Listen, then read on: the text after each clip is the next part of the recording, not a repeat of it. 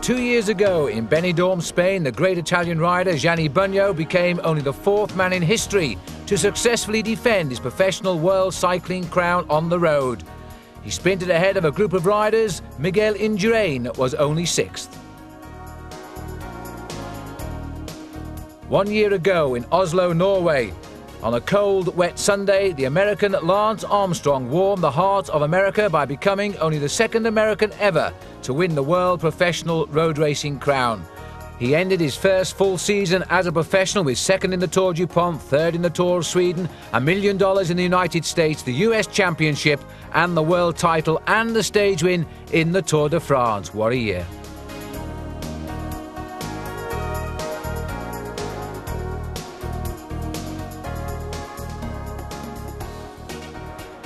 And so we come to 1994 now, and the start in Agrigento, Sicily. 170 starters from 28 nations, the Americans leading off, with Armstrong now defending that championship.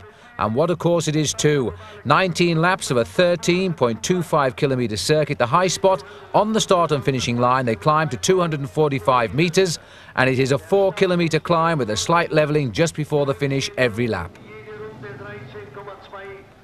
And as we watch the field roll away here on this opening lap, one rider has gone clear, and he is the young Colombian rider Raul Montana, a new professional rider. And the worst fears of the riders realised. It's already 90 degrees Fahrenheit with the temperatures tipped to reach 100. And this is Raul Montana. His lead has now gone up quite dramatically, actually. But now as we come round to the end of lap number 10, Montana, who had a maximum lead of 4 minutes and 15 seconds, has been swept up by the field. And more or less he came back to them, he simply cracked, and the rider going away now is his Colombian teammate here, Luis Espinosa. So he's trying to carry on what Montana has done for 110 kilometres. And 20 minutes 34 seconds. Well, the first lap was the quickest when Montana went clear so far. That was 18 minutes and 35 seconds. A very quick lap indeed. Nothing else has gone inside 19 minutes. Over 3.5 hours now, so they're reckoning another 3 hours in the saddle. 9 laps to go. And here is our first chance to see Luis Espinosa. Well, the Colombians have come here to distinguish themselves, perhaps because the world title will be in Colombia next year. But my goodness me, even if they may like the hot weather, this is severely hot today. And now we've got the Swiss rider down there being trailed by another one of the Spanish riders. The Spanish rider has been quite active today as well. And that is Fabian Jecker of Switzerland. And alongside him there is Francesco Cabello. Well, Cabello, in fact, was a winner of the stage in England of the Tour de France this year when it came down into Brighton. They're trying to get across now, but the bunch have reacted very, very quickly, and Espinosa not getting away now. Small little group getting off. 3, 6, 8 riders trying to split from the field. The first really big flurry of activity. We saw a small group break clear to try and get down, catch Montana briefly, but the field have been very, very vigilant indeed. And the stars, I think, are waiting to play the cards in the last 2 hours of this race, because it is a very exposed course, as you can see, and judging by the parched terrain here in Sicily, every indication that the sun is going to burn just as hot as it does every day. What a nice picture that is, though.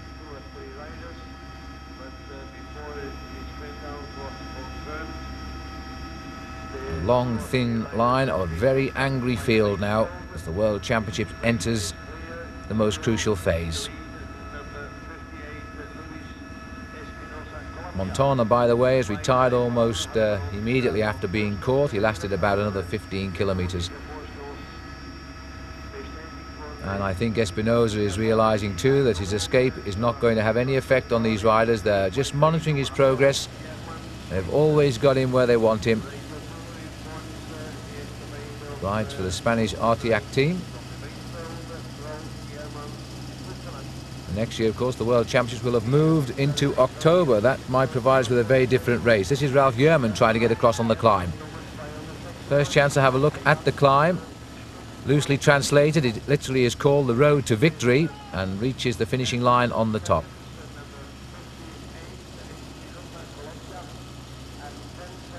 But the field have been content to keep the tempo and keep control of everybody. Pedro Delgado of Spain at the head of the field, riding his last World Championship. And Espinosa, I think, is going to have company very, very soon indeed. Ralf Jurman looking over his shoulder now. But the field are coming back together, and in fact an immediate counter-attack here. It looks like Lee Sherwin from Australia ending his first full season, but sadly rumours are not holding his contract in Europe next year. 8 laps to go now. Another quick lap, 20 minutes and 18 seconds. Now the field is all together. And now we're going to see a very different race. That looked like Richard Virenque trying to get up. Just one rider dangling off the front. I don't think it's Espinosa. I think we've just caught him. Richard Virenque now, well, what a different rider he's become this year. In fact, it is still Espinosa. So Espinosa just hanging on. Well, not anymore. Swept away by a very active Richard Virenque of France. And now the Italians are putting in an appearance. This is David Cassani. And number 8 is Giovanni Farazin. Farazin also having a great season. Well, the Italians are going to want to do well here. They've waited now, but now they feel it's time for a change. They've allowed 2 Colombians to dictate this race so far, but now just look at the number of blue jerseys in that lead group. There's a slight split in the pack. Sign of tired legs as they come up towards the end of the lap.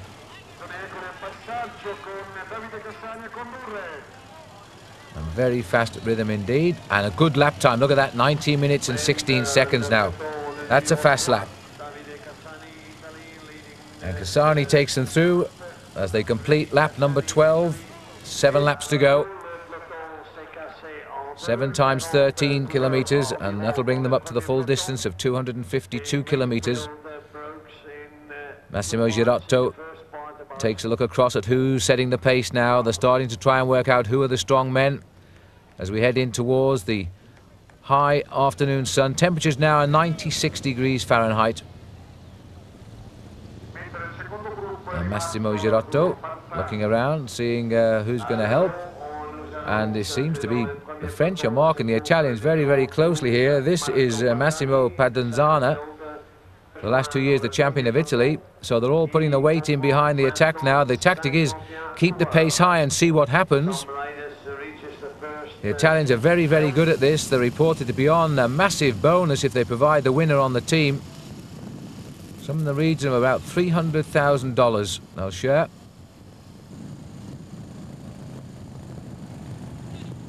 Well, it's not so long ago when the Dutch dominated the World Road Race, the days of Jan Roos and Jerry Knettman. And in fact, used to see the orange jerseys rather of Holland bashing it out at the front like this. But these last few years, it's been all Italy. Ever since Gianni Bugno won the Milan-San Remo in a record average speed, then went on to absolutely eclipse the Tour of Italy field, which took him to the world #1 ranking position. Bugno a non-starter today, by the way. And they forced a split, the Italians. But that peloton by far from giving up, forming its traditional arrowhead as they try to hold that breakaway. Gianluca Bortolami, what an amazing turnabout his season's having. He's really now a very, very serious challenger for the World Cup after his win in the Leeds Classic and indeed 6th in San Sebastian, and also winning the Championship of Zurich. Once a great domestique, and now he's heading up to be a leader. He's in that little breakaway.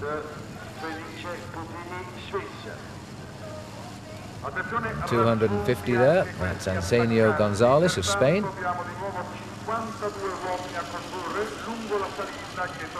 Steve Barr of Canada here, tapping out the rhythm. Robert Miller on the far side for the British team, riding for TVM, of course. An attack by Pedro Delgado, who says goodbye to world-class racing this year. Hangs up his wheels. He's been a marvellous cyclist. Winner of the Tour de France in 1988.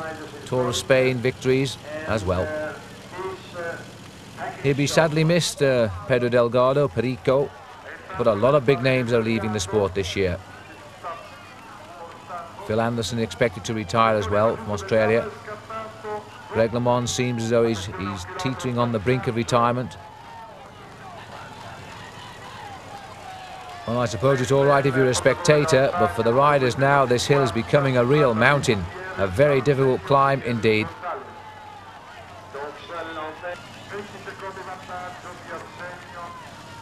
And still, the Spanish riders trying to launch the little pace at the front.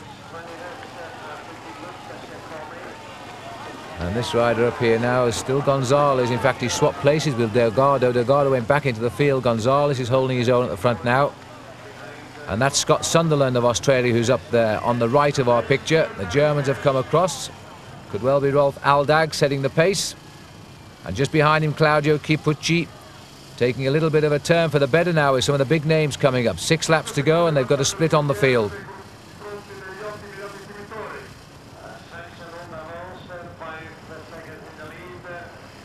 Now that small little group. Again, it's been forced on the climb. This is Gonzalez.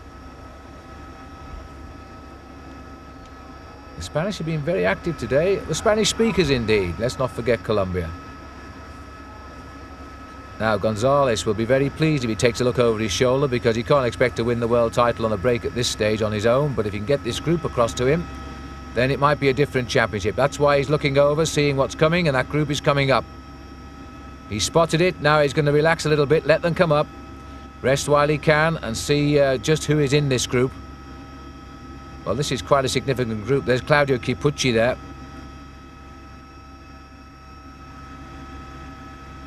Ralph Aldag is here. Scott Sunderland, vastly underrated rider. Very, very upset that TVM didn't name him in the Tour de France team this year. And I think with some reason, but then unfortunately he's Australian and not Dutch. Rolf Aldag at the front of that group. There's a nice picture for you, as long as you don't fall off. Not a lot of reaction coming from the field. Now they're sort of forming their own opinions of what's in that breakaway. Just seeing who's prepared to take up the chase. The French have got riders up there, the Italians have. So that's why the Dutch are going to have to do something about it. Not surprisingly, I think that's Martin Den Bakker who's at the head there. There's Sunderland. Aldag unloading his pockets a bit early on. Richard Virenque is here. Claudio Chiappucci went out of the Tour de France with a high temperature. And that's Virenque actually shouting at Chiappucci to keep the gaps closed. Also in this group, number 106 there. And that is Udo Boltz, another German rider. So we've got Aldag and Boltz. This is Aldag. Long legs of Rolf Aldag. Very good finisher though. Boltz is more the rider for the win. He's had a marvellous Tour de France. In fact, this year he had a great season. And Chiappucci always gets in the moves. Now this is the Mike Engelman here, trying to bring Lance Armstrong, I would suspect, back into the action and drag them through a bit, because Armstrong is going to have to get up there sooner or later. Ronan Pensek is on the left, and Pensek being left to go through over Mike Engelman. The French have got 3 riders in that chase group.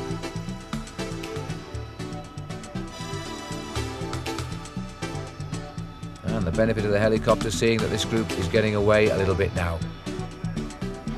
Udo Boltz, Richard Virenque, Scott Sunderland. And that's rather a cruel picture for the riders in these conditions, I would suggest.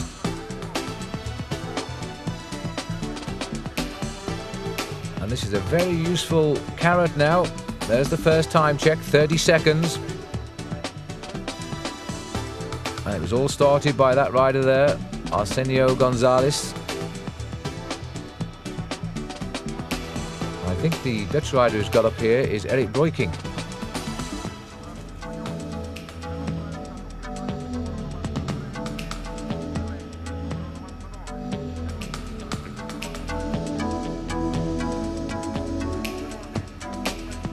Gonzalez there on the wheel of Aldag.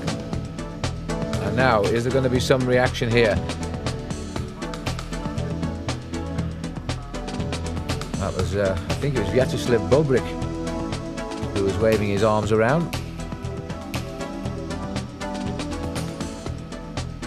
And this is a chase behind, I think, one or two riders in the pack. They've had a crash here, and one of the falls has been Bortolami, and I think the other one was Farazin. And so that's who they are, trying to get back into the action.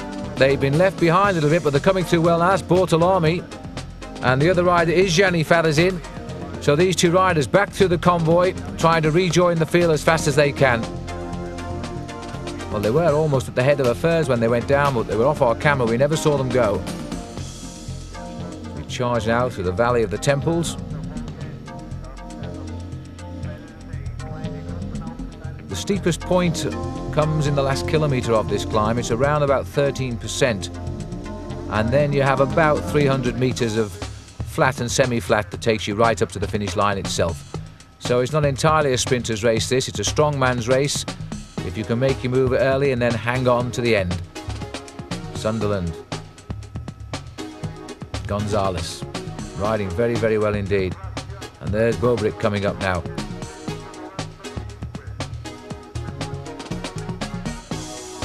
Vyacheslav Bobrik. Figured first we heard of him was in the Tour de Pont, in fact it was Tour de Trump in those days, 1989, as a young member of the Russian, or the Soviet team as it was then. He led the race for a while before he met his, got cooked in the Devil's Kitchen, I seem to remember, in the Catskill Mountains. And Raul Alcala went on to the victory. Raul Alcala, one of the noted non-starters today, and that's another rider who'll be hanging up his wheels at the end of this season. Another personality gone from the field. Here's Bobrik. Great friend of Evgeny Berzan. They moved together when they turned pro, and of course Berzan this year has won in great style the Tour of Italy, but since then has not really had the form.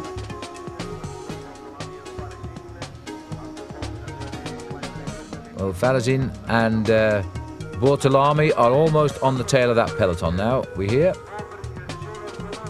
And we're on the climb itself. And this is Bobrik.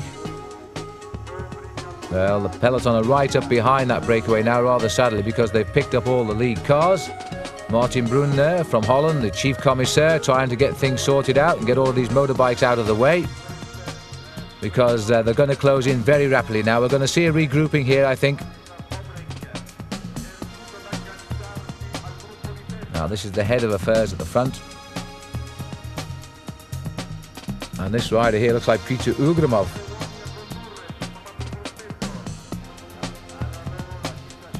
And it is indeed. Ugramov, followed by number 10, Thurlow, winner of Milan San Remo. And a very good season he's having as well. The Italian's got so much strength now. Number 99, Richard Virenque.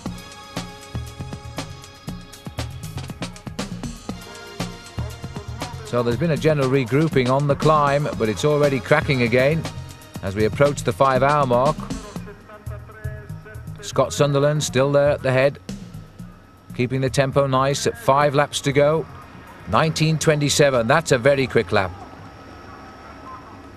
And it looks to me as though Armstrong's going across in that little group. Lance Armstrong, the defending champion. The field has split this time.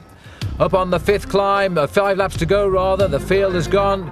Chiappucci's trapped in what is appearing to be the 3rd group now, and at the back of it at that, as Ugramov, the champion of that final week of the Tour de France this year, when he really did take on Miguel Indurain. Took a little bit of time out of him, although you have to feel that Miguel let him take it at times without using too much energy. But even so, he finished 2nd overall, and this is now Francisco Casagrande, another Italian having a dig. On the descent through Agrigento and away from the finishing line. Casagrande, not a great winner, won a small race this year, the Grand Prix of the Industry, but he is an excellent rider and one that everybody wants on their team, a really strong rider, number 4. One day he's going to win a big event, I'm quite sure of that, Casagrande, if he gets his chance.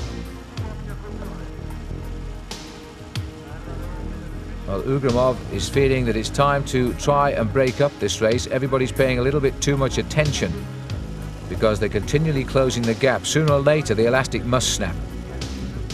There's Armstrong slipping back down the line, having a check out. This is Udo Bolts doing likewise. Podenzana goes through. Second year, the champion of Italy, but that seems to be the only thing he ever does, is win the championship of Italy. He's not a great performer in races away from his home country, but he certainly puts up the odd good performance.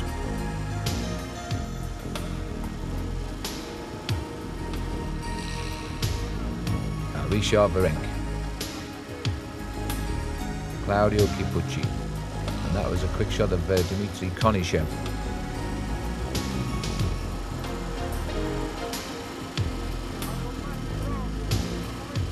This is Bobrick playing a big part again, and David Cassani. Cassani is one of those solid riders. I remember him leading in the King of the Mountains in the Tour de France a couple of years back, and he was laughing because he doesn't see himself as a climber, but he is certainly a very aggressive rider. Been a pro since 1982, I think. It's 12 years as a professional.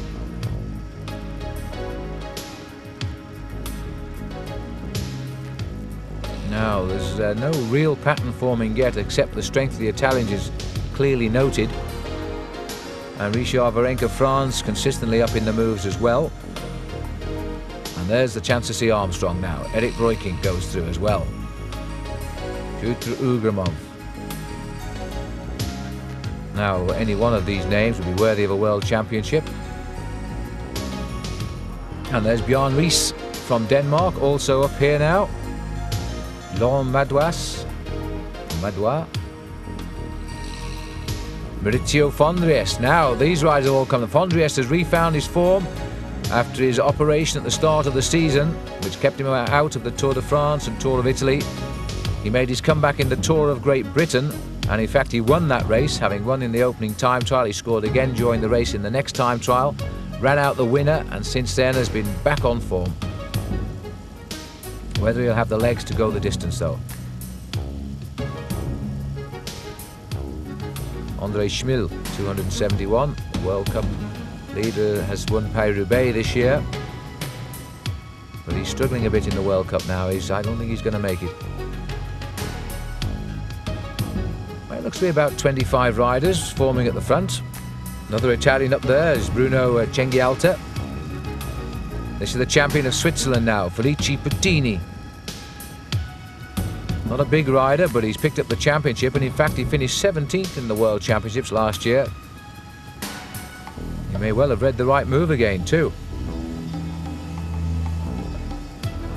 And Cubinho, 260, is the Spanish rider who's made this split. Scott Sunderland again in a move.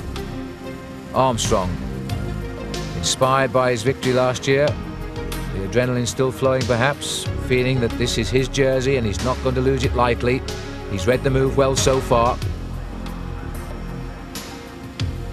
And this is Chiappucci trying to get across. I think he's got Dmitry Konychev with him there.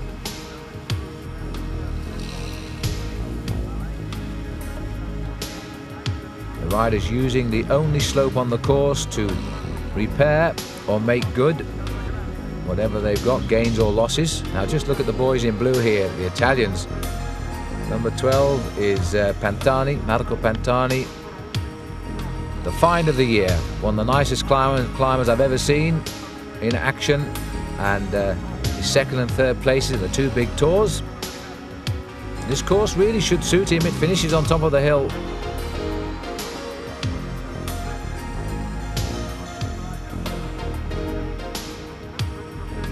So the riders still in the breakaway, setting the pace nicely, and we've got in fact the chase being enacted now by this man here, And in fact, Claudio Chiappucci has got Stefan Erlo of France going across with him. And look at the power as he goes up this climb. He's got the big ring on and he's trying very, very hard to close this gap quickly before that breakaway goes clear. Erlo is not going to help him because he knows he has a teammate up there, but so too does Chiappucci, who doesn't seem concerned about that fact. He's getting himself across. He won't see Erlo as a long-term danger man, I don't think, so he may feel it's worth the gamble. And there's another rider there in absolute no man's land as well.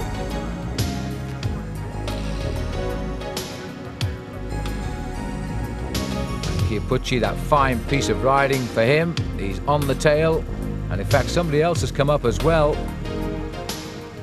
Quite a little group has got across. They've caught Chiappucci on the climb. They've put in about 4 or 5 more riders up there now.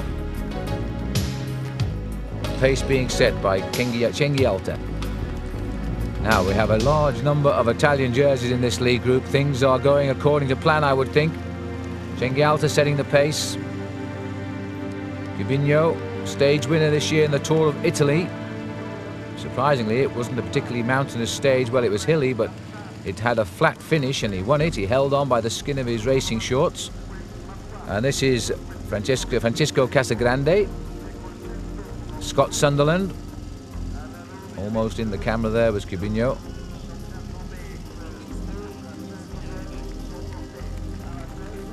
And so the riders now looking to me as though they're starting to build themselves a little lead. There should be a lot of concern in the main field. The Germans have put a lot of riders up in the front of that chase. Here's Casagrande.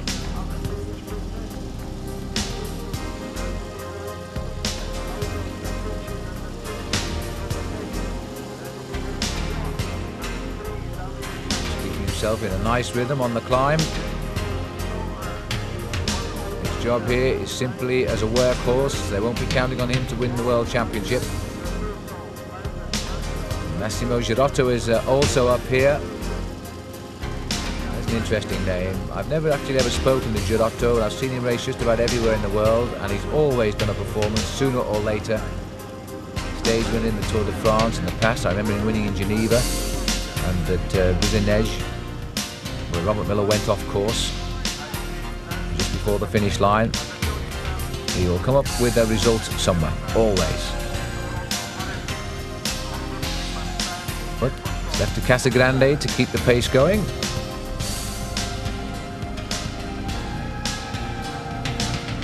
Tenth this year in the Championship of Zurich. He was second overall in the Tour of the Mining Valleys. And Girotto, time for a shower. And time to do a bit of work, it seems. And there's still one more Italian rider here. He's still trying to get across. I haven't actually identified him, but he's down there and he's trying desperately to reach across the group.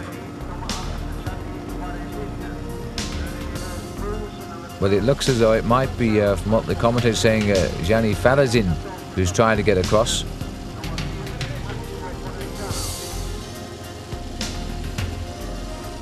Scott Sunderland, so upset with his team this year because he's had moments of brilliance. As the pace now being led by Massimo Girotto.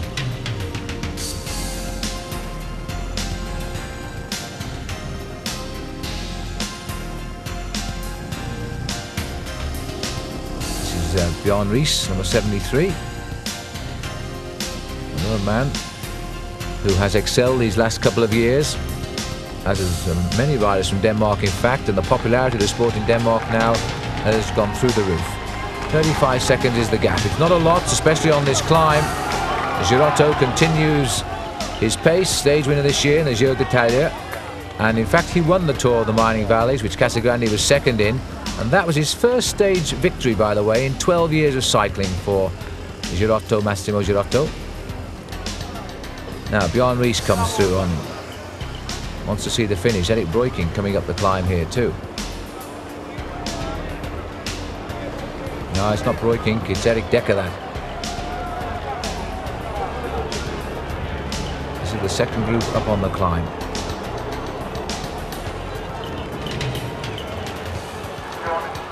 Well, it's becoming something of a war of attrition here, because those that stick the nose out front seem to be hauled in on the climb each lap. This is the last kilometre of the climb now. They're just through the steepest part. And this is Bortolami trying to get in touch with them as well. He's had his ups and downs quite literally today, and it's Girotto setting the pace. The Italians are really trying to force this now. They will need to get a much smaller group, I think. They haven't really got any great sprinters. They've got riders who will wear the field down and possibly ride away to victory on this climb, and that may be what they're thinking. Men like Chiappucci could ride away on this climb, and Girotto's prepared to keep the pace high. Sunderland, Breukink, that's the orders to go through. There's Richard Virenque looking around rather quizzically. It's a big group this now. Bjorn Riis in the red for Denmark. There's Breukink. This is Sunderland. And Girotto has done a sterling ride up this climb. He really has. He's kept the pace so high. He's got a group of around 24 riders here. Coming through to the end of the lap. 5 hours and 13 minutes in the lead.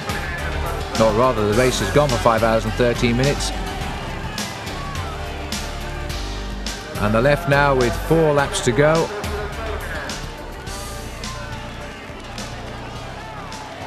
And that was Stefan Oehlo who's led them through, but I don't think he'll survive very long. 46 seconds and counting has gone through. Eric Decker bringing through a chase group. In fact, it's almost a minute. Johan Bruneel of Belgium is in this group. Bobrick.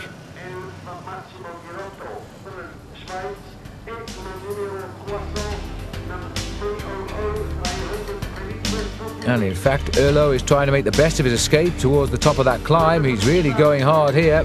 The trouble is, you see, once you're off the hill, you've got this wide section of road with long views and visibility, and it's really difficult for a rider to slip the field.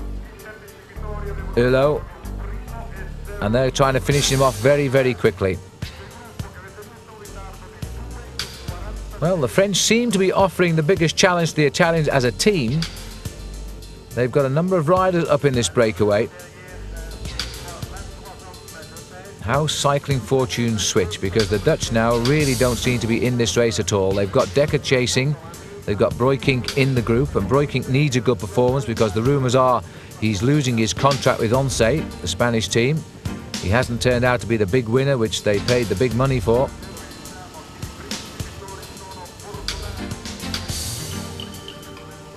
But Oehlo is forcing the Italians to chase, and that will use effort. And so if nothing else, that will help, possibly later. Armstrong. As with all the Americans, as in the days of Greg LeMond, the Americans have to watch the moves and try and go with them because they have no team at this stage. They've all gone.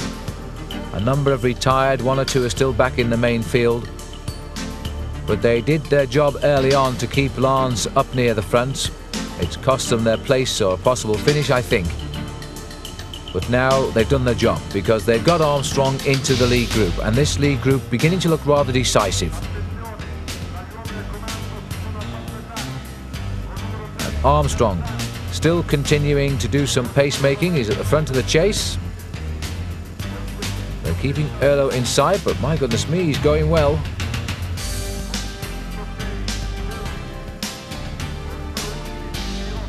Rides alongside Miguel Indurain on the Banesto squad. Indurain has always had a little bit of a penchant for employing French riders on his team. He speaks a little bit of French himself. He prefers to speak in Spanish, but he does speak French. And Bortolami in the breakaway takes a look at Bobrick.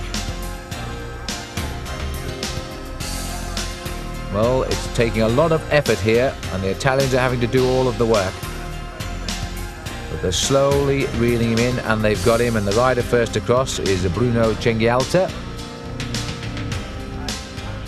Cenghialta continues. Sunderland takes a drink.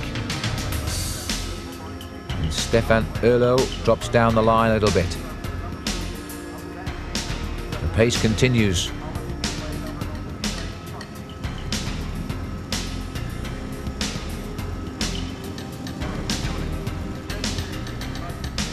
And the Italians, you see, want to keep the pace high. Casagrande is going back to give the leaders a workout there. Cenghi for Fondriest is here. He's taking as much rest as he can down the back of the line. He may be one of their star cards. This is Cassani, little old David Cassani. He's won about 16, 17 races as a professional in those 12 years as a pro, but he's been a real good workhorse on many, many occasions. Won a stage in the Giro d'Italia last year.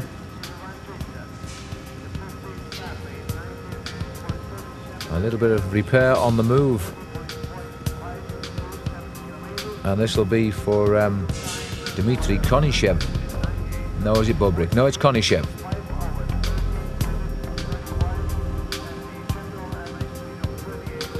Dmitry Konishev, who started to fly the flag for Russia and the Soviet Union when they turned professional. And he did it, of course, in the year that Greg LeMond picked up the gold medal. And Konishev just pipped Sean Kelly.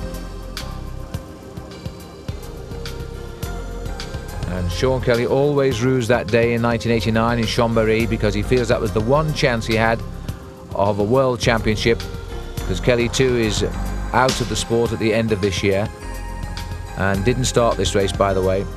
And the gap is 1:38. A nice healthy start to the day.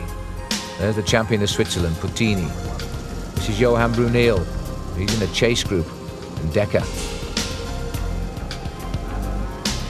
But just to conclude that little story there about Kelly, Kelly will always tell you he went out to see the course finish in Chambéry the day before. The wind was in a different direction, and he in fact chose to use a 13 top gear because he felt it would be a headwind sprint, and in fact the wind changed. It was a tailwind and it was a suitable sprint for a 12 top gear, and he was beaten by Greg LeMond. He never says that he would have beaten Greg LeMond to that World Championship, but he says he would have had a better chance of doing so. But he does feel that was the one time when the championship was there for the taking and he never got it. And Konishev came through good there. Konishev taking silver, and since then has won the stage in the Tour de France in Paris, apart from other stages as well. Comes up with the odd good performance. Now he's in this breakaway.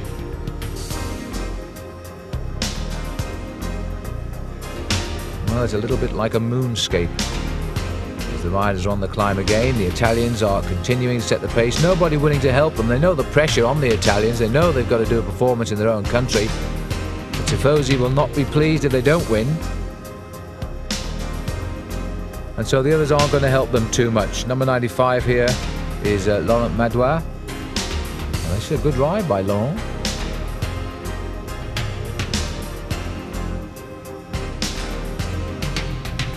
There's the breakaway. There's a little chase group down there which contains Decker and Brunel and co. But that's a good lead now. If they can keep the pressure on and don't start cat and mousing around, the Italians and the French particularly, and then I don't think anybody will get up here.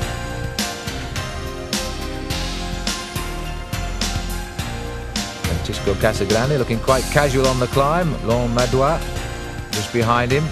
Castorama rider Cyril Guimard has a lot of time for Madois. He reckons he's a real talent. And the French marking well. Richard Virenque is also in this breakaway, and he's just behind Casagrande. There he is.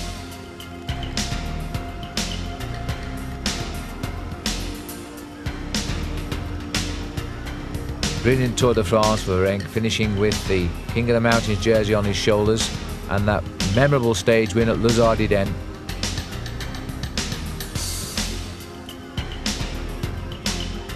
Well, I can only imagine Casagrande is the throwaway card and he's sent up here to set the pace, and Armstrong does well just to ride in fourth place. Keep an eye on things. Udo Boltz goes through there. Puttini, Cassani is up here. This is an amazing breakaway group. Cenghi Alta has gone through. I think there are 7 Italians now in this group, and I think we've got 5 Frenchmen. There's Luc Leblanc.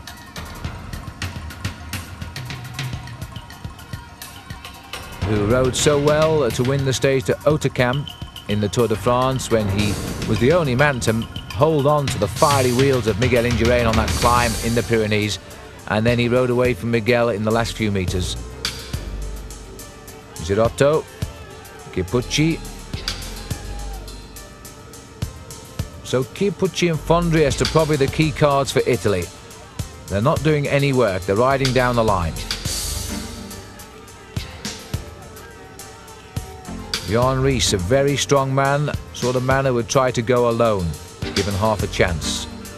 Sorensen is also up here, Rolf Sorensen, his teammate, also a man who likes to go for gold early on. This is the chase group trying to get across. Still a lot of work to be done here. Eric Decker shot to the fore with his medal in the Olympic Games. Second year pro now, so we expect to see something from him next year perhaps. These are the leaders back on the climb.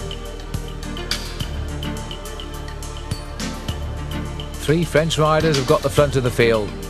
Well, the French aren't going to be overawed by the Italians on home soil, that's for sure.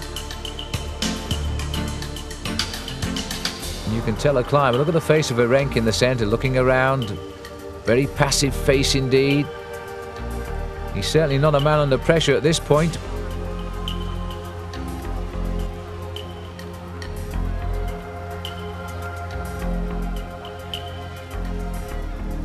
Stéphane Herlot has had a very, very good championship for France. Herlot. There's Armstrong, riding so well.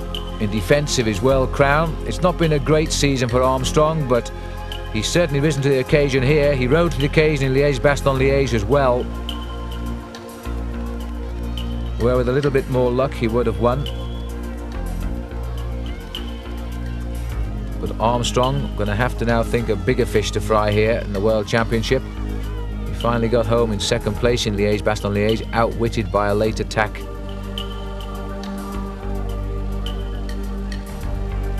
Just look at the crowd here now on this Sicilian island. There's Fondriest. He looks to me as though he's a little bit under pressure, Fondriest. Giorgio Furlan, who got across, is alongside him. In fact, there's a number of Italians found the back seat, and keeping an eye on them all there, I think, was Luc Leblanc. And there's Sorensen, keeping his gears nicely down low if he can. His family have a house, by the way, on top of Morzine-Avoriaz, that wonderful climb in the Alps that the Tour de France visited this year and occasionally goes there.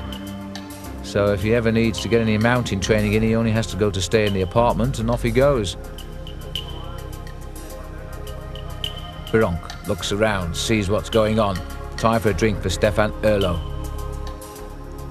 3 laps to go, almost 6 hours now. Another good time, 20:33. They're averaging out now, round about 20:30.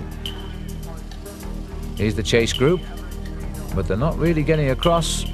1:23, and Decker's disappeared from that group. In fact, I think he's down amongst the cars. There he is.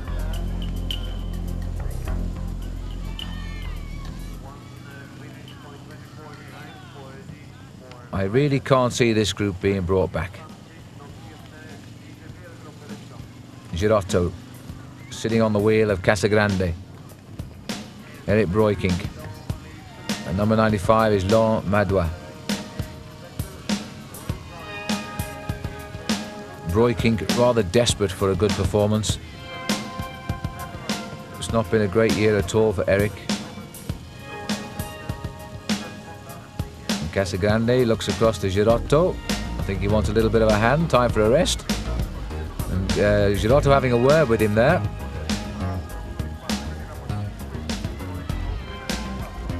Now, it's not often we get a chance to fly above one of our own helicopters, but there we are. The other helicopter almost at road level, with a very disjointed group down there.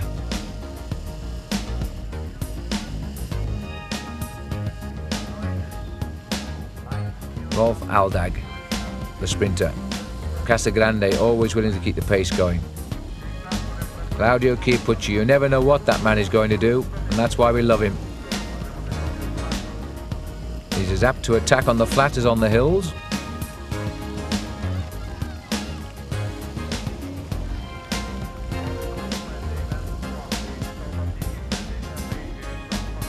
Casagrande just drops back a little bit. Makes way for Dmitry Konishev.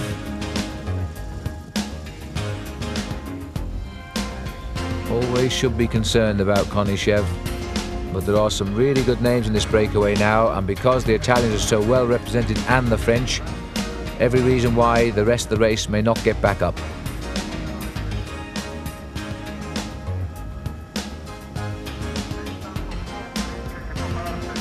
World Championships, by the way, they all began in 1927, and in fact Scott Sunderland is calling for his service car here. Well, let's hope. I don't see his tyres going down, so it may just be for a chat, because remember that this is the only time in the year when they don't race on teams, they race for their country. So he will be talking, rather than to Cees Priem, his team manager, he would talk to the Australian team manager, which could well be Heiko Salzwiedel, the former East German coach, who now resides in Australia as the national trainer. Salzwiedel trained the East German team that won the gold medals in the 1988 Olympic team time trial. Now he's getting a lot of success out of the Australian amateurs. They've just cleaned up in the medals in the Commonwealth Games in Canada before travelling down to Sicily, some of them, and now we've got another Italian deciding it's time to warm the day up even hotter. It's now around about 98 degrees Fahrenheit. Erlo very attentive, so the French clearly marking the Italians at every move. And the German, I think it's Aldag, trying to get across just off our camera there. So we pulled a group of 6 clear. Now, time to shuffle the pack again. And it's gone on the flat roads, which is interesting to note. Try and make a run for the mountain. The guy who's done it is Bruno Cinghialta. There's the little chat is over for Scott Sunderland. Not a good time to do it, Scott, because that breakaway is split at the front.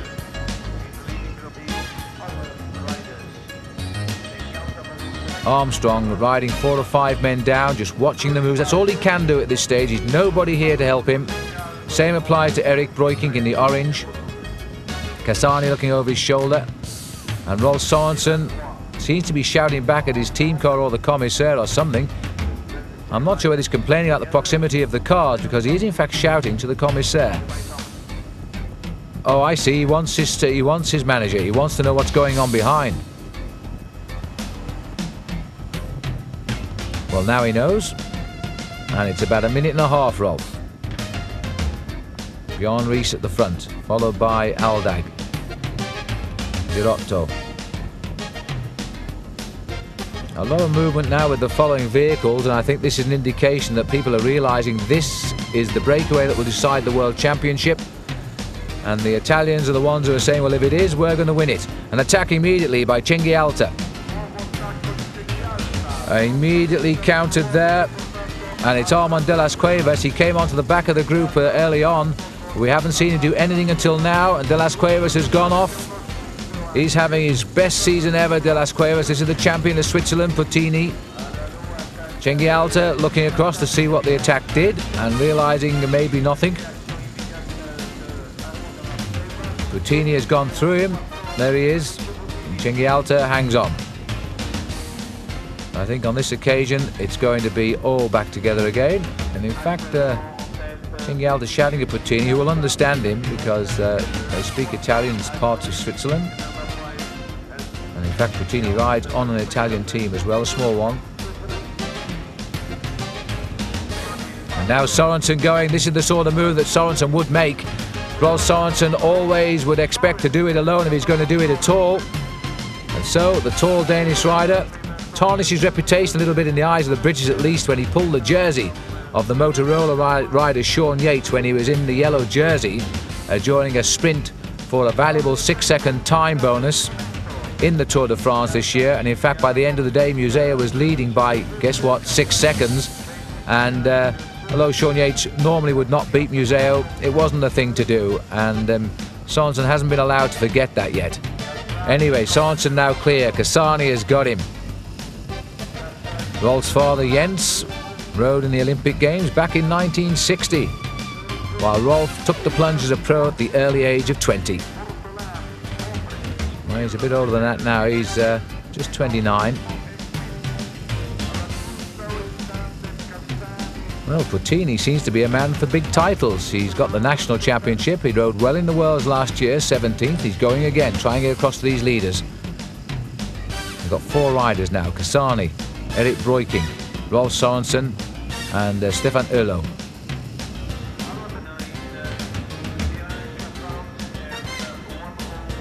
Nice group, and there you see Breukink, who's also what they call a stayer, a rider that can go out there.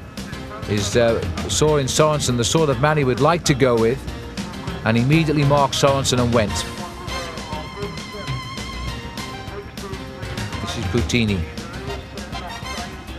Cassani sitting at the back, and I don't think he'll help the company here. Cassani's not meant to be up here other than as a policeman to watch the breakaway.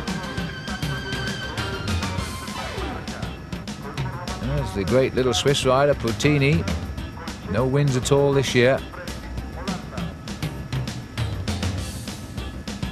Breukink prepared now to do quite a slice of the work. In fact, it's Virenque, it's not Oehlou in this leading group. Richard Virenque, who's enjoyed his career so far, the last couple of years, since he did so well in the Tour de France. He repeated that feat in this year's Tour de France. Once you get a couple of good performances under your belt, you begin to believe in yourself. And once you believe in yourself, anything is possible. And there you get a nice perspective of the climb. It really is a tough climb. Steepest part just up to the right of our picture there. And a good time being had down at the barbecue with the Italians.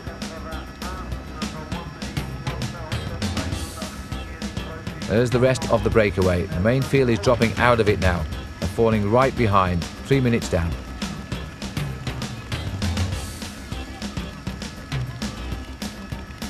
Just the lone figure of Puttini chasing, trying to get across to these 4, but he's not coming across yet. Any reaction will come on the steep part of the climb as Sorensen goes through, Virenque, Cassani and Erik Breukink. And in fact, no, I was about to say Cassani was going to go through, but in fact he let the door open and allowed Breukink in. And Breukink didn't say anything to Cassani there. He accepts that the fact is that Cassani is not the Italian expected to land the goods here. And so he's going to sit at the back and hope that this breakaway gets caught. There's a more likely candidate in number 6, Kipucci. Or Giorgio Furlan perhaps, number 10 at the back also. Cubinho, done nothing yet, sat at the back for Spain. Armstrong sitting there nicely and watching, hoping without doubt that this breakaway gets caught very shortly.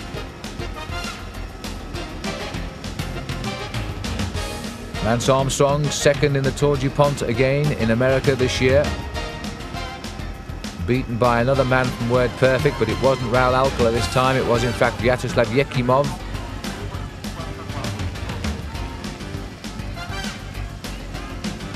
Now let's see if there's any difference. It doesn't look to me as though there's much. Those 4 riders have kept the tempo nicely on the climb. The Italians, you know, are setting the pace in the chase group as well.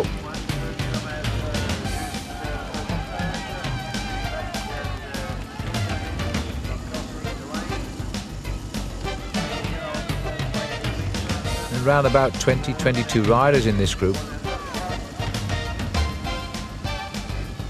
Sorensen, who looks as though he's got a few air holes in his jersey there. Cassani just allowing Rolf to do the gap closing. Good stage win for Rolf in the Tour de France this year. The only trouble was he beat Neil Stevens, who I think everybody would have liked to have seen finally get a stage win in the big Tour, because he's always been an aggressive rider, but he rarely gets a victory. But Steve was no match for Sorensen in the sprint at Montpellier. The motorbike taking the corner the rider should have had just there. As Sorensen goes through, Breukink, and now we've got Puttini latched on at the back. He's got across, and a fine piece of riding too. It took him a while, but the effort was worth it. Now we've got 5. Now we've got 5, and in fact the Italians are going to be in a little bit of a quandary here, because Cassani will not win from that group. Breukink, Sorensen, Virenque must be seen as the riders who could do something here. But Cassani is a super little rider, dancing away on the pedals there, second from the back. Bottini still trying to get his breath back. First year as a pro, Cassani rode the Giro d'Italia, finished 40th overall, but he didn't win a race until his second year as a pro. In fact, in his first 5 years as a professional, he won only 2 races. He's had the last couple of years been good to him though. Best season 91, when he won 7 times, including a stage in the Giro and finishing 9th in the World Championship.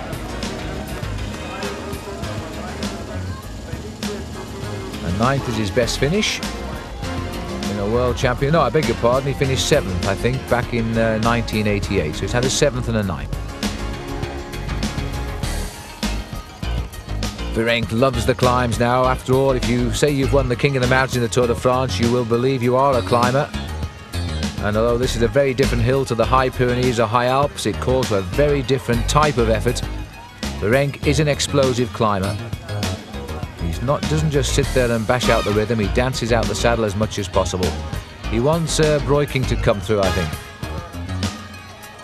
I think Eric is happy to hang on just now. Sorensen, a gap forming to Bottini. He hasn't recovered from bridging the gap on the climb. And neither's Cassani. Cassani's in big trouble now. That's why I don't see him as the man, because he can't survive on this climb. And the reaction is coming, and it's Massimo Girotto and Lance Armstrong who are going. Armstrong deciding now might be the time to reach those leaders. It could be going for keeps. Up towards the summit yet again. 5 hours and 54 minutes gone. Little group coming through. The clock will start on the line as Sorensen leads them through. Breukink, Virenque. Virenque is the rider now setting the pace here. 5 riders and the chase group. Here comes Lance Armstrong, Girotto. So just about 26 kilometers now left to go. And that is 16 miles or so. And it's 9 seconds the gap. It's nothing now. They've really closed in those last few meters of the climb on the steep section. Sunderland was the rider hanging on at the back.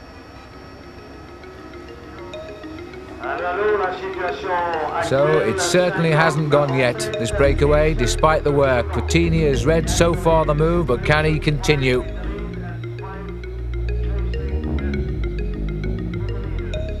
And you can probably hear the announcer saying there are 5 riders chasing now, so they've just got away off the front of that group. One of them must be Lance Armstrong, and we know the other one is Girotto. And talk of Lance Armstrong, there he is.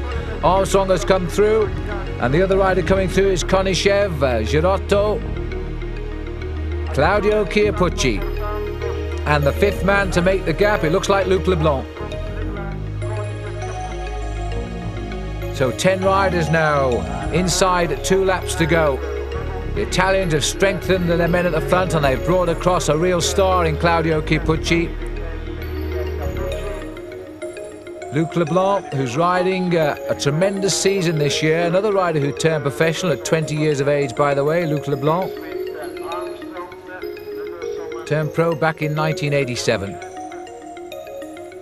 And then he moved across and joined Cyril Guimard in 1990, where he won 4 races. But this year he's ridden for the Festina team with distinction, as indeed as Richard Virenque. They've gone everywhere together, it seems. They had a great Tour de France together. Now they're in what's looking very much the decisive move in the World Championships together. Sorensen seeing who's joined the field. Cassani now has the wink from Chiappucci to go through and do some work. Konishev behind Eric Breukink. Lance Armstrong. Well, he's riding a brilliant World Championships in defence of his title. He hasn't had a brilliant season, but you couldn't expect Lance to match the year he had just 1 year ago, his first full year as a pro. This is only his 2nd full year as a pro, and you've got to give him time to settle in. He's set himself such high targets, and my goodness me, he's won some big races already, of course.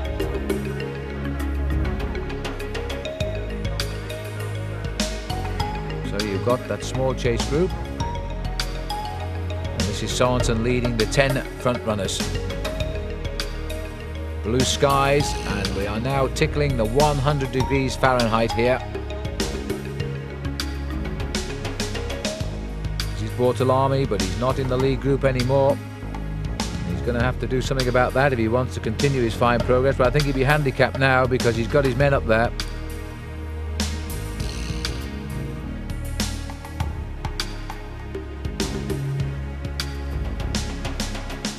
Johan Brunel. This is the group containing Brunel, Andre Schmil, Vyacheslav Bobrik and Bortolami. There's Schmil on the far side, lovely winner of Paris-Roubaix this year. Eric Decker is in this group too, but they're not going to get up, I don't think. I don't think they can bridge the gap now. Bortolami keeping the tempo high to keep him in the position he is in, but he can't really damage now his teammates who have made the move. And this is saying now that Girotto, Sorensen and Madouas are the latest attackers from that group of 10. So they've gone clear while we were looking at that chase group. Well, Sorensen, for me, is the big danger. Madouas is having the ride of his life. Absolutely tremendous ride for this young pro. Girotto, you just never know. He's a lone win expert, the same... And what's happened to Madouas? Madouas has dropped completely off on the climb, and it looks as though he's stopping. In fact, his hand's up. He has a mechanical problem. It looked to me as though his gears had jammed the way his pedals locked up there. Well, that is really, really bad luck. What he's going to do now is tell the French in the chase group that they better start working again now because they've lost their man up front. Well, that really... And they're getting a bike off, are they, for him? No, a wheel, back wheel. Well, that is a terrible... No, it is a new bike. A terrible, terrible shame indeed for Laurent Madouas, because he has had the ride of his life today, and it's one of those inspired performances you hope you do get as a new pro. So it leaves Girotto and Rolf Sorensen as they head up the climb for the penultimate time. Bell awaits them on the summit. Girotto just giving the wink to Sorensen to keep up with him. But Girotto prepared to work with Sorensen and may have been given his head to take his chance by the team. And this is Armstrong going to go across. Lance Armstrong. He will have seen Madouas in trouble. Well, Armstrong is riding superbly today. He is going whenever he can. He's shed... Oh, well, I was about to say he'd shed the fear, but somebody's climbed across to him.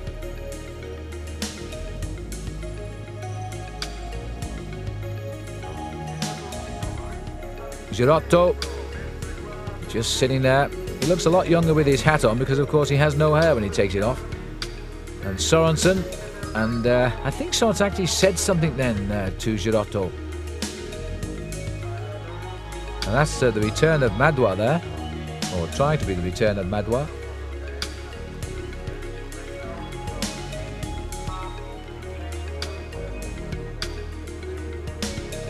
But I don't think Laurent is going to have a chance to repair that damage. He lost a lot of time. He was passed by the main field as well, and there's the main field now.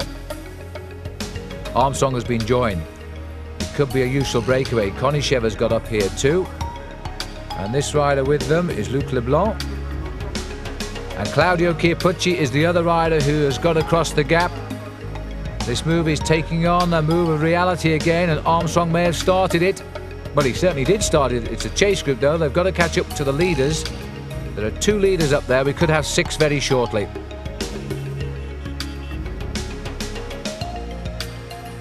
Meanwhile, back down the slopes, Bortolami, Bobrik. They're really out of it now. I think our Italian cameras are only going down there to remind us where Bortolami is, but they're nowhere near the leaders now.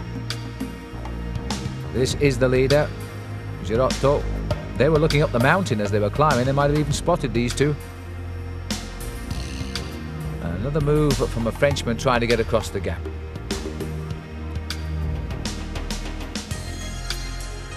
Casagrande.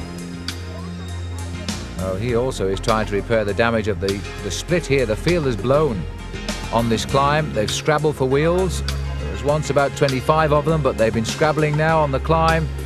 Sorensen has started the move. Girotto was there too. He did well. He got across. Armstrong had a move with Girotto which he never took up. And there are the 4 chasers. Lance Armstrong, Claudio Chiappucci, Dmitry Konishev, Luc Leblanc.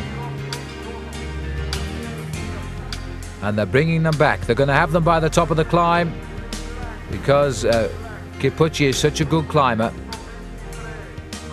And there's no fire there in Massimo Girotto, and I think Rolf Sorensen is also feeling a little bit tired because he's not going through, and Luc Leblanc is the first to reach them.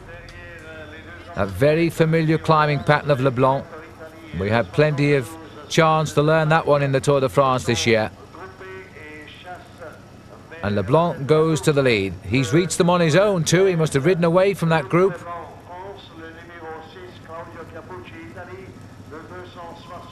So Leblanc climbing towards the summit with a small lead with two other riders, and they will take the bell this lap. Then it's descent round the flats and back up the hill, and the world champion will be crowned. Chiappucci having set the pace now. Armstrong, little gap there, but Armstrong hanging in. Konishev, and it's Richard Virenque who's got on the back now.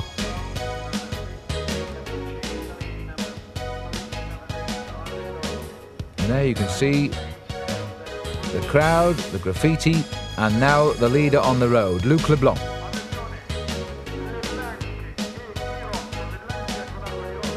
This is the toughest part, and I think Rolf Sørensen has just realised it because he's fallen away.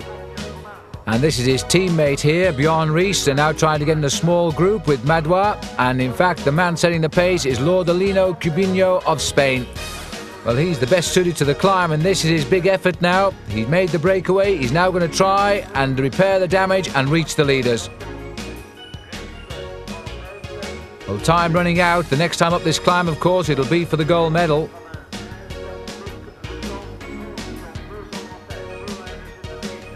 And I don't know if he's going to do it. This is back up at the front here. And we've got Leblanc, Massimo Girotto and Sørensen coming back. He lost a lot on the climb, but he's gritting his teeth and he's going to get back. So one lap to go. Just 13.25 kilometers to go.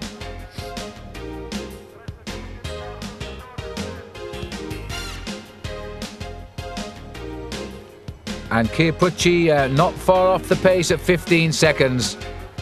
So around about 7.5 miles still to race. The world champion now going to come from this group of round about 15 riders. And in fact, Claudio Chiappucci is starting to go again. And Armstrong gets his wheel. Brilliant riding by Lance Armstrong. And prepared to work with him as well. Now, can Lance Armstrong spring a surprise here and defend his championship and become only the 5th man in history to do so? Going through history, Georges Rons did it in 1928-29, Rik van Steenbergen of Belgium in 56-57, Rick van Looy of Belgium in 60-61, and Gianni Bugno, as we saw at the top of our programme, in 1991 and 1992. And it looks to me as though the effort made by Chiappucci has hurt him a little bit. He should recover because we go downhill now. So they're the two leaders. 3 leaders. Sørensen's got back. Rolf Sørensen back at the tunt here. Now I think Rolf will have to go early if he's going to try and win, because clearly he lacks the strength up that climb. And there could be a major surprise here, because Luc Leblanc climbed so well last lap. If he produces a climb like that, and they're not caught of course, then he's going to ride to the title, and that would be a surprise. I don't think you'd have got too many takers for a French winner today amongst all these Italians. The Italians have played the cards reasonably well, but they seem to me to have banked on the winner coming from either Fondriest or Chiappucci, and Fondriest has cracked.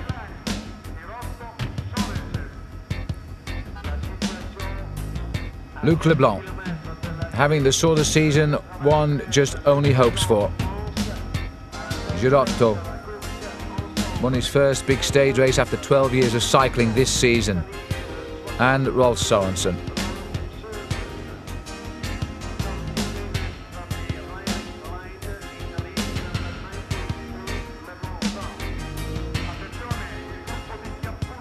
And this is the chase group, and the roads now are wide open in front of them, but they will eventually see that long straight again. They'll see the riders up there.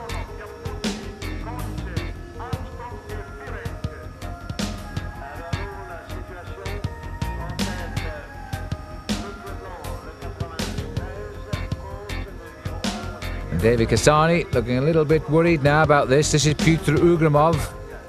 And Erik Breukink, Ugrumov of course, the strong man who came so strong in that last week of the Tour de France rather, where he won 2 stages, almost won 3 straight.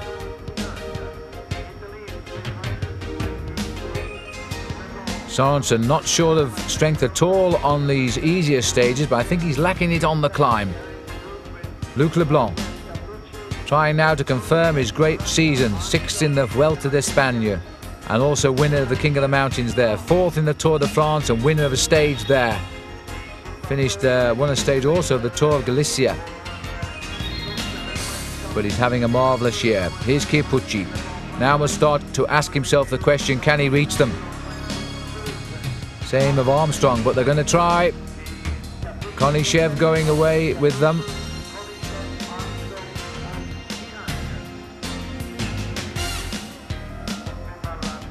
Richard Virenque at the back of this chasing group of 4. Will not make any move at all now, but they're only just ahead. Look, there they are. Now surely that's a gap that Chiappucci could close. On the climb, that is. A bit more difficult on the flat for him. Konishev wants to descend to those leaders if he can. Armstrong keeping an eye on the whereabouts of the little Italian. Now, they're going to see them for a little way down this road. This is their chance, maybe, to get across. It's really difficult to stay away just here. There's nobody else descending down that hill. There are going to be 7 riders together if they can make this gap, and if they do, there'll be nobody else in this championship. It's been an extremely good race. It came alive around lap number 12 and 13. And they've been going at it ever since. And the best have survived under these really torrid conditions. Well, Chiappucci trying to get across, and yet I don't know whether he's got mixed feelings about the fact that Girotto is in there. He's making Konishev do the chasing. He would prefer to see Lance Armstrong do the chasing, because the Italians and the French have got 2 men up there, and one of them should win it, but Sorensen looks suspect. And I think that's why it soft-pedaled through Chiappucci. He's making Lance Armstrong do the pace now. So Armstrong, the defending champion of the world and flying the USA flag with pride today.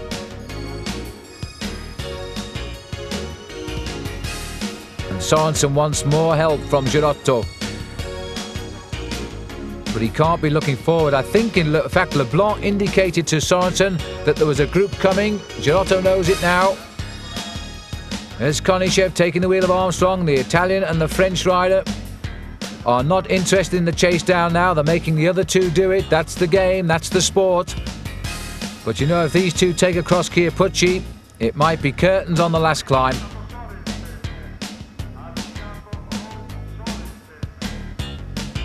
What a great pursuit this is now. Dmitry Konishev trying to reach the 3 leaders along with Lance Armstrong with very little help from Virenque and Chiappucci. Virenque just hangs off the back. Chiappucci rides closer to Armstrong but doesn't assist. Armstrong left to go through. His American team fought hard in the opening half of the race to keep him in a position to springboard into a breakaway. The vast majority of that team has now retired, but they did their job. Armstrong, it's all down to him, this great talent from the Motorola squad. Yet to show us he can ride a great Tour de France, but you never know one day. He's so young and he's done so much so soon. Well, they mustn't lose the impetus now, and in fact, it looks as though Rolf Sorensen has sensed it. Sorensen has gone. Now he needs to do this because his legs turn to putty on the climb. He must have a good gap, and I reckon he needs about 20 seconds when he hits that climb if he's going to hold off these 2. Leblanc reacts a little bit. I think Girotto is also feeling very, very tired now. So this attack could almost have been predicted by Sorensen. It's come on the downhill, and it's over almost as quickly. And Leblanc has closed the gap. Leblanc is looking so good now. And Girotto is going to have a go. Moves to the other side of the road and steps up the pace again to see if they can get rid of Sorensen at this moment. But Leblanc seems to show no real interest in pushing home this move. It's almost as if he's just waiting for that climb to come. He shot a bit on the previous lap as he went up there. He took 3 seconds out of them. Only Girotto could hang on. But it's not the finish for Girotto. He's been on the move all day today for the Italians. Armstrong now leading the chase forward. They're still not quite there. The sun directly overhead now. Konishev goes through. Kipucci. And the breakaway, you see Armstrong in fact has gone back to say to Richard Virenque, get through and do some work, Richard. And Virenque not having any of it. He's left the gap and Armstrong quite annoyed by that, has attacked. Armstrong decided he's not going to carry Kipucci and Virenque up to the leaders and then lose this world title. He's gone on his own. This is a great move. Well, Armstrong in just really two years as a pro, more or less, has settled right in at the top echelon. He's now dictating tactics. He's learned so much in his second season with Motorola. It's going to force Virenque to chase, but can he chase with Leblanc up there?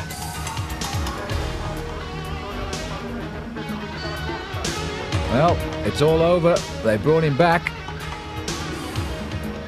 They've jumped on him, but they're right on the leaders anyway. That gap has closed down dramatically. And so we're going to have 7 riders, and it's going to come in the last few kilometres of the race, and it's going to be anybody's race from these 7. What a great championship now. Girotto looks back. They all look back. They see who's come up. The defending world champion Armstrong is first to reach them. He grabs the wheel of Sorensen. Richard Virenque. So now Festina have 2 riders here.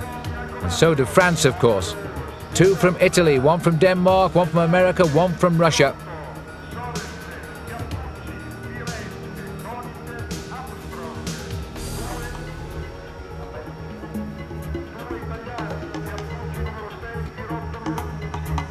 Now these tactics should prove interesting. Kipucci is going to wait to the climb for sure. I would suspect so is Luc Leblanc.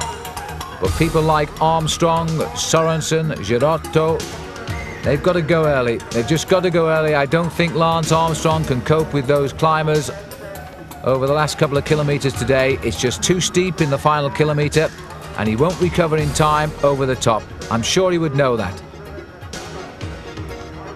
Here comes the first testing attack, and it's come from Claudio Kipucci straight away. I think it's Virenque who's chasing him. Right at the bottom of the 4-kilometre slog to the line, Kipucci decided to finish off as many as he can straight away. But the acceleration has stopped. So the Russian danger man moved across to catch up with Kipucci.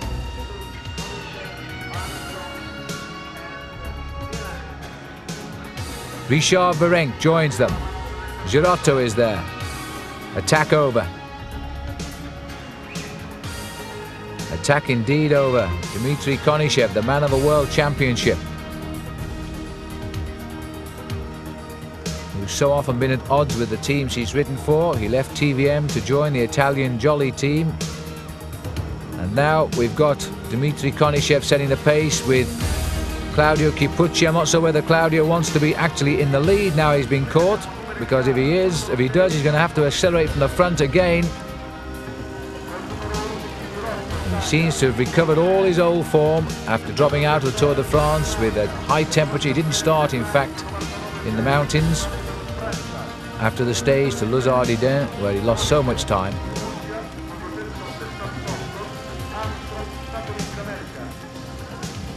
Seven riders, and they are 7 survivors of a great race. Every one of them deserves his place in this lead group. There was no luck. Nobody got carried across on a tidal wave. They had to work and work hard to join this lead group today as individuals. Any one of them worthy of the title, without a shadow of a doubt. Kipucci, Konishev, Virenque, Armstrong. They're the 4 at the front. Nervous moments now. They're all tired, but 4 of them are climbers. Kipucci, Virenque, Leblanc, and in fact Sorensen knows he's got to go and go soon. He's the one that had to make the move. Who's going to counter him? Rolf Sorensen has gone for gold, and he's gone with about 2 kilometres to go. Nobody countered the move. Kipucci saw him coming, saw him going, and didn't react. Neither did anybody else. He went as Kipucci looked across, but Claudio did nothing about it. He was waiting for somebody else to counter the move. And Rolf Sorensen forced to go on the climb, which he's come to dislike these last couple of times, but he's got a gap, and he might profit from the cat and mouse tactics of the others in that chase.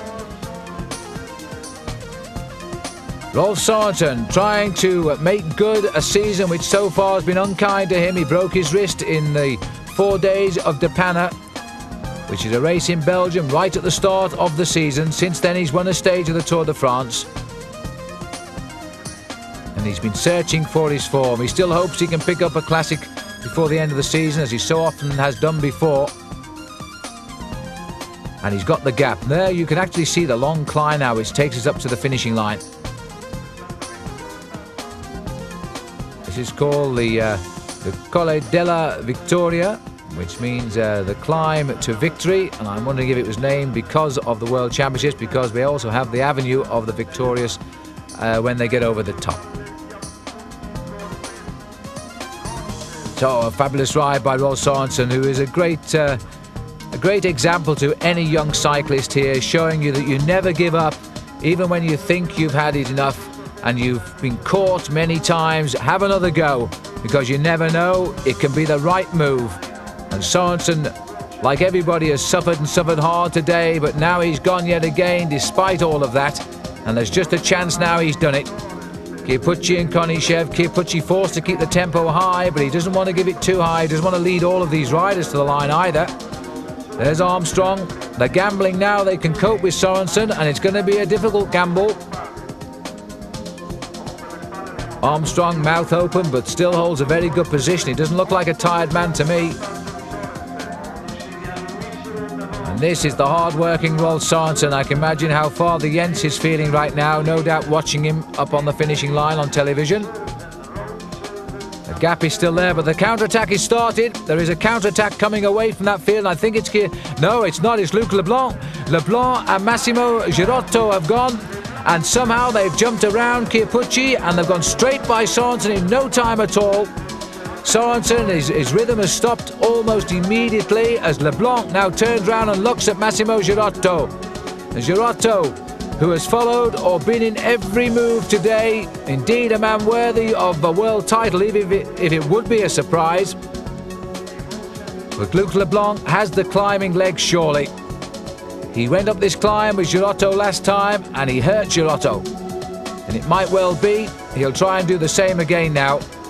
He's going to have to take him from the front because there's nobody going to help him. And slowly but surely, Rolf Sørensen is losing ground. But to look at this, there's a gap. But in fact, Leblanc turned the power off there. And he wants Girotto to come through. But I don't think that is possible for actually Luc. I think Massimo, if he comes to it, will be right on the finishing line. All the cheers will be for Girotto, the blue of Italy.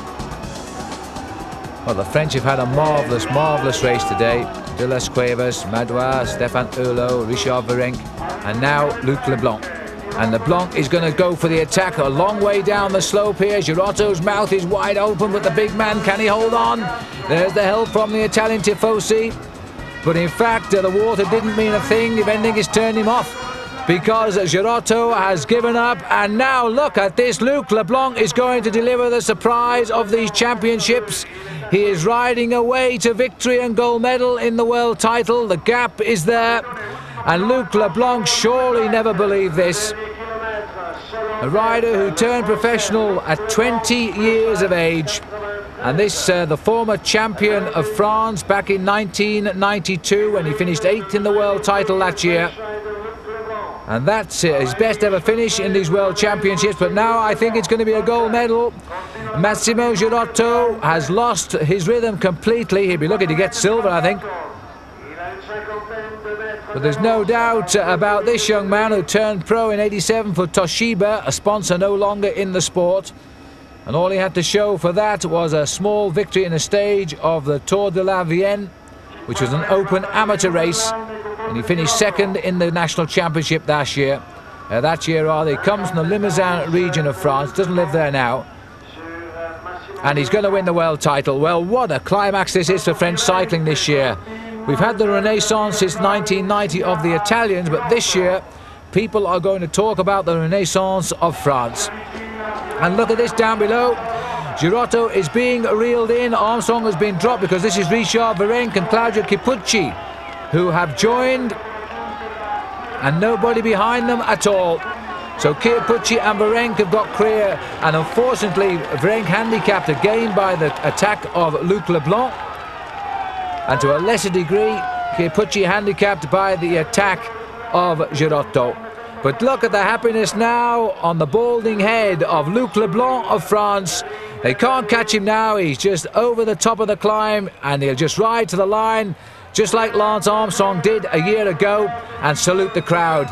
It has to be a surprise, but don't anybody ever say it wasn't deserved, because it most certainly was. This was an excellent victory for Luc Leblanc.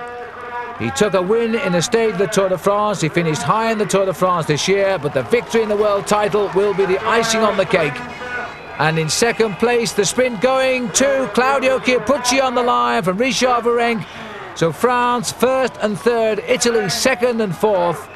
And then comes Dmitry Konishev in fifth place, and somewhere down there too has got to be Lance Armstrong, Rolf Sorensen also, and in fact there's Sorensen, he gets sixth, and Lance Armstrong coming home in seventh, and in fact last of the breakaway of seven, but nonetheless an excellent defence of the World Championship, even if it wasn't successful. Well, the French are going to celebrate tonight.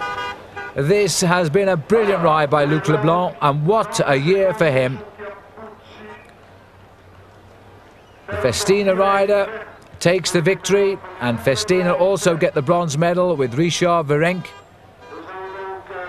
I don't think Luc Leblanc cares who he kisses right now, anybody near to him. Superb performance. Absolutely superb. Fourth overall in the Tour de France, and now the world champion, sixth in the Tour of Spain this year. He's going to sit back this winter and look at these videos and just remember this marvellous season of 1994. He'll have some story to tell today. He was in the action all day when it mattered. And there's his victory. His thanks to the skies. And the crowd in Italy a little bit subdued. They like an Italian winner. They're not too happy with anybody else, least of all a Frenchman. But the French don't care. They took the Italians on at their own game here, and they beat them. And Luc Leblanc has supplied the gold medal.